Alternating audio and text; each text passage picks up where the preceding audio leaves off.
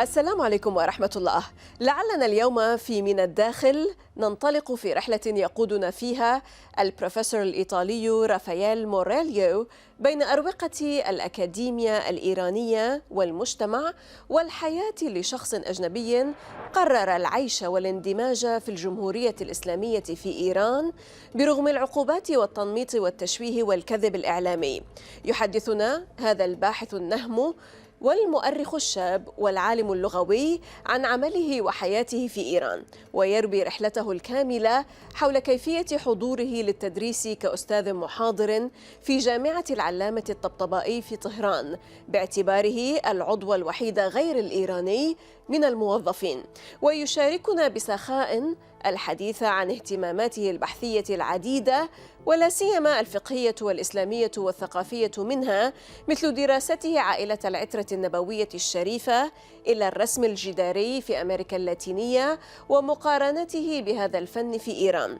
الدكتور موريليو هذا الرجل الذي يجسد أهمية أن تظل ديناميكيا في الأوساط الأكاديمية يخوض في التفاصيل حول المفاجآت والمفاهيم الخاطئة والتحديات والعراقيل التي واجهها كإيطالي في إيران من جهة، ويشاركنا أيضا ثراء تجربته من جهة أخرى، وكيف يرى العلاقات بين الأوساط الأكاديمية في إيران والخارج، وكيف تضر العقوبات بالطلاب والموظفين على حد سواء. يطيب لنا أن نستقبل من طهران الأكاديمي الإيطالي رافاييل موريليو في هذه الرؤية الواقعية والمهمة وهذه المحادثة العميقة والغنية والشائقة. أهلا بكم إلى حلقة جديدة من الداخل، معكم زينب صفار، تابعونا.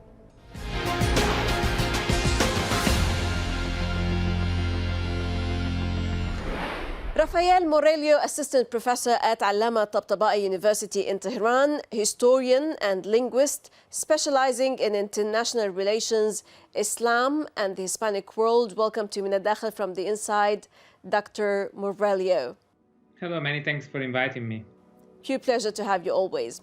Well, an Italian man in Tehran, you have several parallel lives while in Iran, living, marrying, making a living, researching, mixing, interacting, getting integrated as a foreigner in the Islamic Republic of Iran, teaching as the first and only foreigner, and today working as a member of staff of ATU since the triumph of the revolution.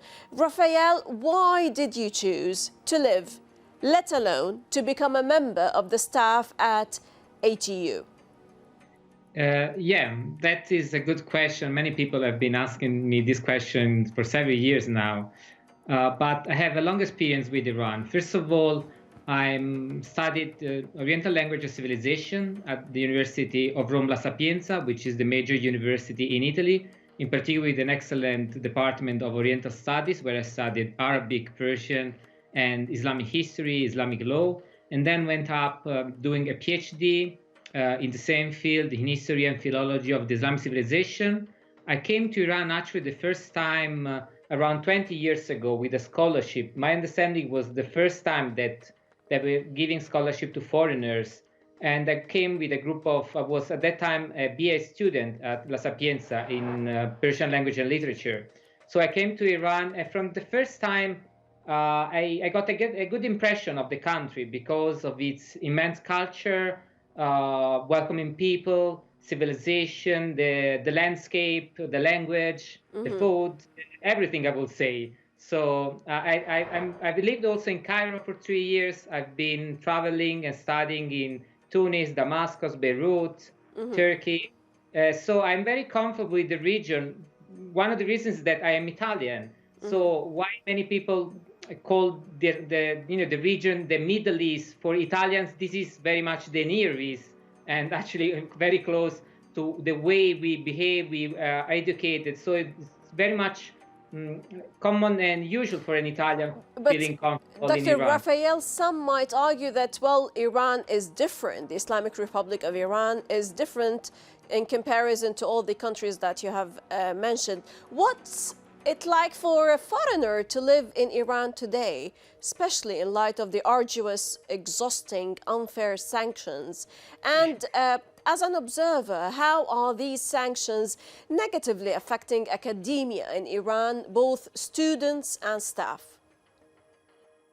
Yeah, that is a series of good questions. First of all, let me tell you that, it's in some respects, it is easy for a foreigner to live in Iran in the sense, my wife is Iranian and I speak Persian. You have to consider that. I teach in Persian. So for me, there is not the language barrier and not the cultural barrier. I was educated, in a religious family. In Italy, religion is very important in the south of Italy, where I come from, a small city called Avellino near Naples. So the culture is very similar, the relevance, the importance of family, of respect for traditions, and etc. So what was difficult, it was to integrate in a system that is somehow different from the system we have in Europe and in Italy for my specific case. So bureaucracy is a challenge, but that is a challenge also for Iranians. So it's not necessarily something that is related to me being a foreigner, although it adds up a layer of difficulty. Yes, the sanctions, the unfair and illegal sanctions actually under international law, these are unilateral sanctions mostly imposed by United States against the will of everyone, even the European Union that's supposed to be an ally of the United States. By Trump, there already were sanctions. Iran has been under sanctions since the revolution, basically, for an whole bunch of reasons. But yes, since 3 years now, we have been under much pressure, which has made the life of ordinary Iranians. This is important also to remember that, people claim the sanctions affect, they want regime change or to affect the higher echelons of the state. That is ridiculous. The sanctions always affect ordinary people, my students, my colleagues, and myself. So what's the difference? The difference is that 3 years ago, we were sending students with scholarships to Europe, and now it's very difficult for family at the university to do that. My colleagues, myself, were traveling abroad, and now it's very difficult. So the sanctions really affect ordinary people and do everything but enhance democracy. Right. What are the unique advantages and the unbearable liabilities and challenges of living and teaching in Iran? Did you suffer any sort of a clash of civilizations, as some might say? Not at all. There are two different aspects. One is how people outside of Iran perceive myself as a foreigner working in Iran and presenting a more fair and objective face of what it is. I am at the same time someone living in Iran and an expert of the country, and with a very good, if you allow me, scholarship, academic CV. So I studied in the best university in Italy. I'm a member of, journals, various subject journals. I was awarded prizes. I published in the best journals. So the problem is not the clash of civilization within Iran. There isn't any clash of civilization.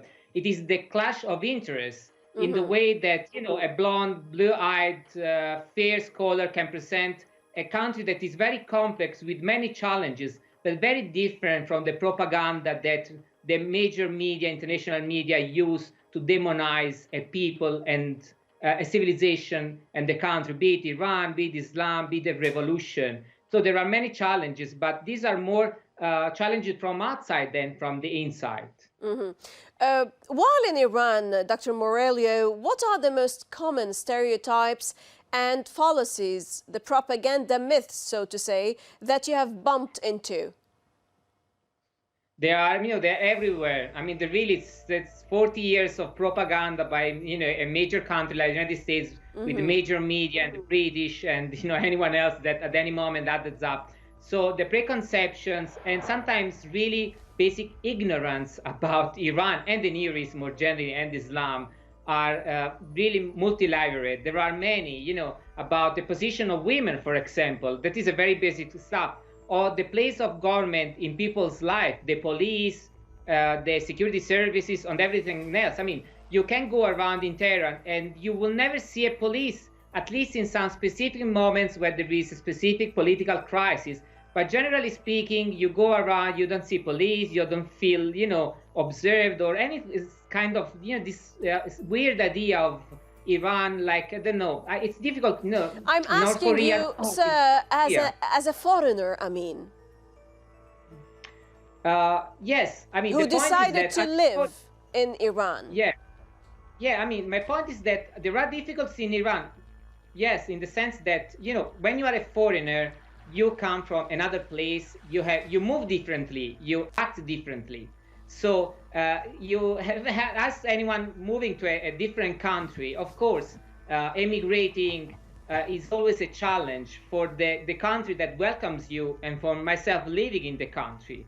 So, of course, I face difficulties because there are some things that are different, of course, beside the fact that they're very close culturally, at least the south of Europe, Italy and Iran. So, of course, there are misunderstandings sometimes.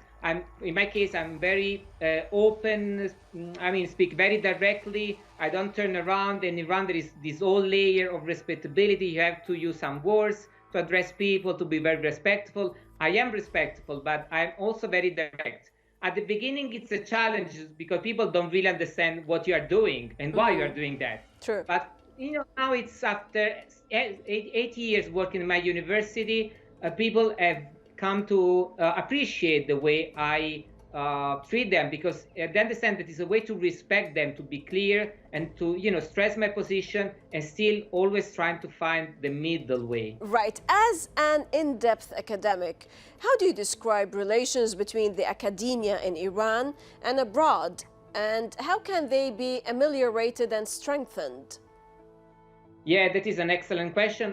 One of the reasons university hired me was also to internationalize. Unfortunately, because of the revolution in sense the backlash outside vis-a-vis the revolution, there have been a lot of limitations for academia in Iran. Actually, academia has developed a lot in Iran. There are excellent, mostly public universities. Where I work is the most important university in the humanities, social sciences. Before I was 2 years at the University of Tehran. So academia in Iran is pretty much good if you consider the overall situation. There is much to do in terms of internationalization, but this is linked to the sanctions and to a series of limitations. What I try to bring is precisely this approach to internationalize, to open up and to let people come and to let Iranians go abroad. So we signed a memorandum of understanding with Italy, with Spain, with Latin America, to try to build bridges, which is what academicians should do.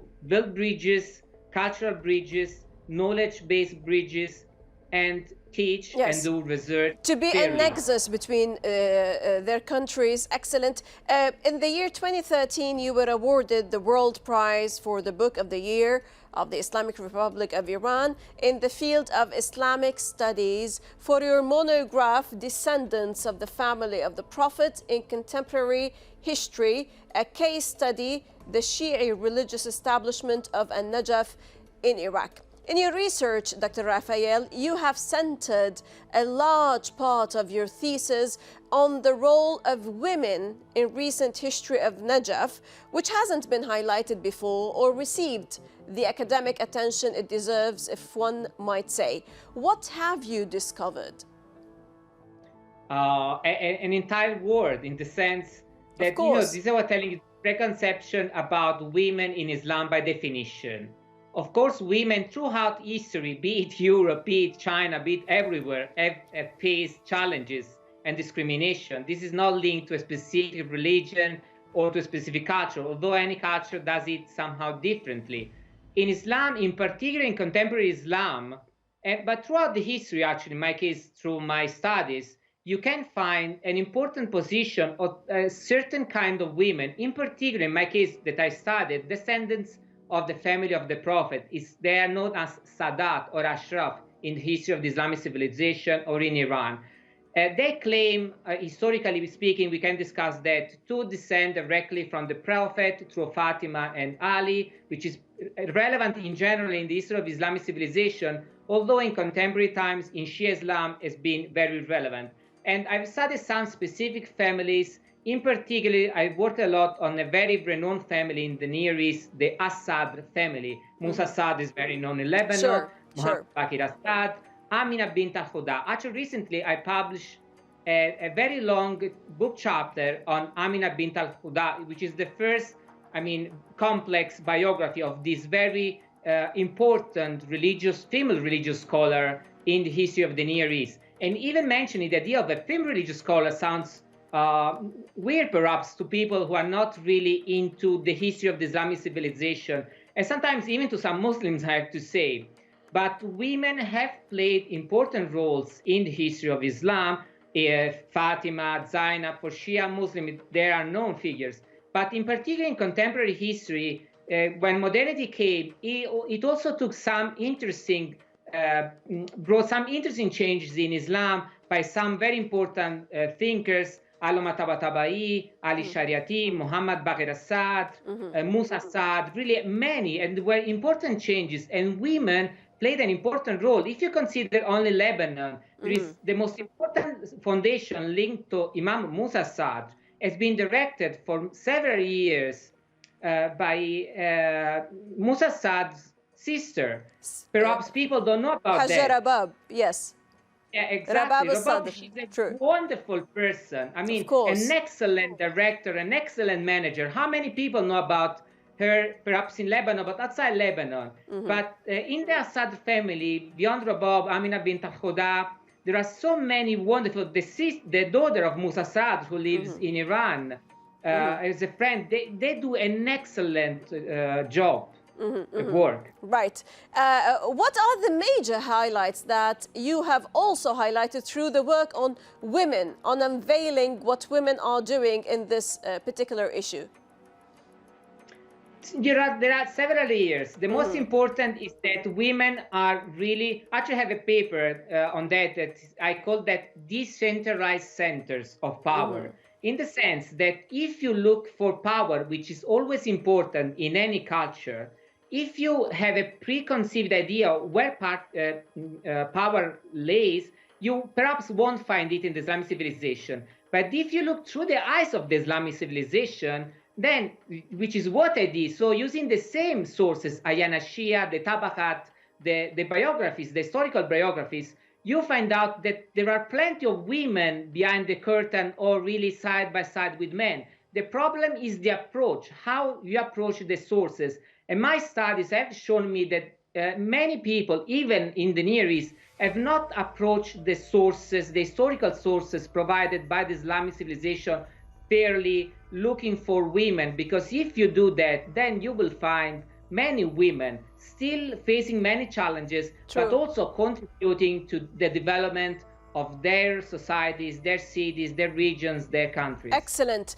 With the aim to improve the academic and general public knowledge of the rich tradition and current expression of Islamic law among the Shia, Dr. Raffaele, you undertook the first translation from Persian into Italian of the Civil Code of Iran.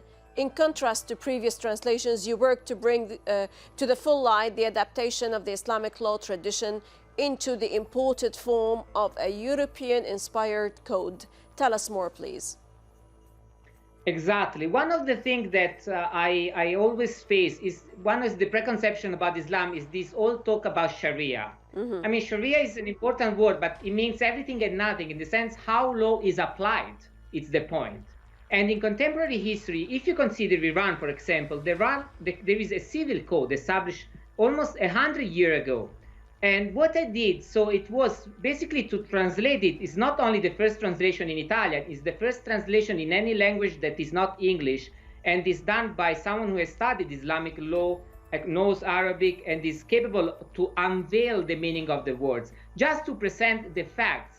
So the people, lawyers, can actually read the civil code and then judge if there are limitations to women in Islam and how they actually apply in a specific code. Because when you look at the civil code of Iran, you find out that many of the preconceptions are preconceptions. It's simply ignorance. It's a preconception about what Sharia is or what Sharia is not. Just read the civil code And then if you have any issue about the position of women in Iran or in Islam, which can be enhanced and should be enhanced. What was the as in reaction in the West, in Italy in particular, to this translation, to this work about the civil code in Iran?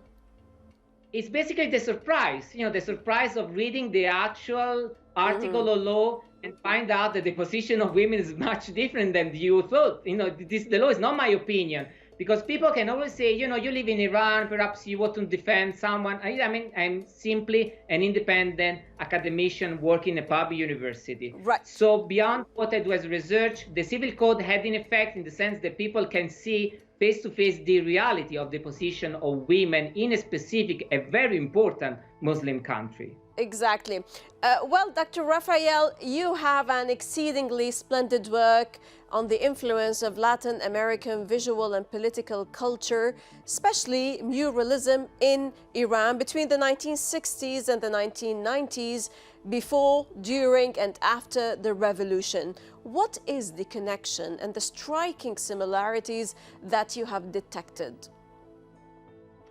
That is another fascinating story. Again, when the Islamic revolution is conceived as something that is very close or perhaps against someone, or to limit someone else, against women or whoever, and then you look at the visual culture of the revolution and you see the immense influence of a very important Latin American visual culture, one of the most progressive visual culture that we had in contemporary history, the muralism of Mexico. And you find clearly that influence in the Islamic revolution, in the visual culture of the Islamic revolution. The revolution, I mean, precisely the 70s, 1978, 79, the 80s, which is a very progressive visual culture based on a relation which is fascinating because no one has taken that into account. Actually, there are many similarities between Latin America and Iran. And what I'm surprised is why people, even in Iran sometimes in the Near East, so much look, to compare Iran or Lebanon to the United States or Canada, when the history is so different, the geography is so different.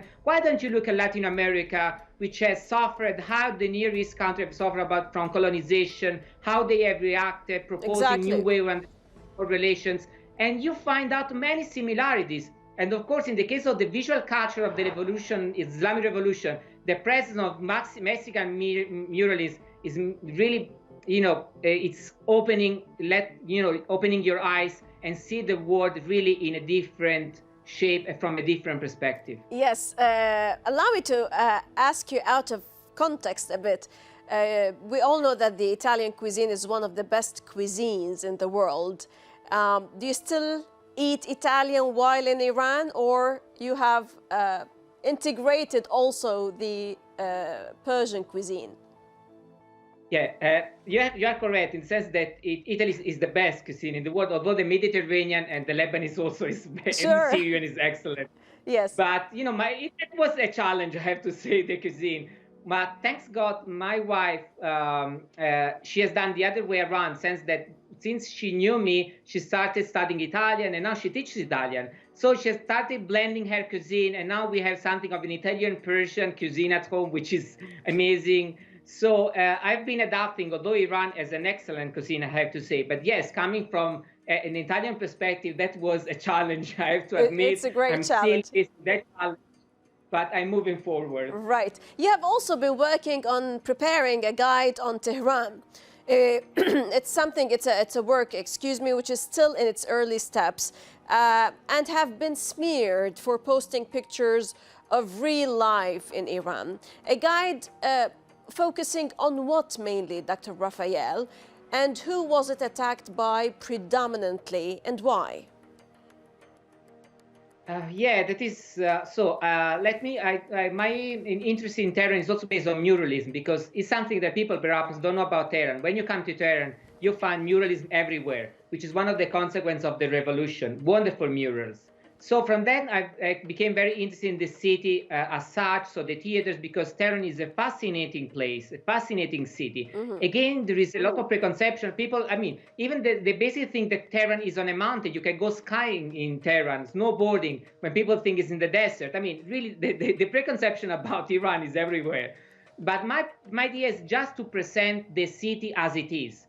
And many people don't like what I do because they prefer to create a discourse about how the Islamic revolution is a failure, how there is a dictatorship, how people are starving. I mean, there are many problems in a country that has been for 40 years under sanctions, but Iran has been developing. There are many things that should be done better, but reality is much different than the old discourse about, the bad Iranian Muslim with a turban doing, I don't know what to the woman. So, the white woman liberating the black woman from the black man. I mean, what I do is simply to present the city as it is. There are pictures. I mean, I go to a cafeteria and I take a picture, and I was insulted for 2 months. For doing what? I went to a new cafeteria with my wife and our toddler, at that time 1 year old. I took 3 pictures of a wonderful cafeteria near home, and I was insulted for 2 months. The tweet has been seen by 1 million people for posting a picture of a cafeteria. I mean, these people cannot even bear the idea that we enjoy life in Tehran. Unfortunately, these are the stereotypes and the preconceptions in the West, in the Western mainstream and corporate media about Iran, and not only in the West, unfortunately, but in other areas. Dr. Raffaele Mوريليو, Italian historian and linguist, talking to us from Tehran. Many thanks indeed for this important, eye-opening insight and vividly thoughtful conversation, sir. Many thanks for inviting me. It was my pleasure. Always a pleasure to have you. ودائما الشكر لكم مشاهدينا الكرام على طيب المتابعة. للتفاعل أكثر تابعونا على صفحات السوشيال ميديا، وحتى نلتقي من كل فريق عمل من الداخل من كل الميادين. السلام عليكم ورحمة الله.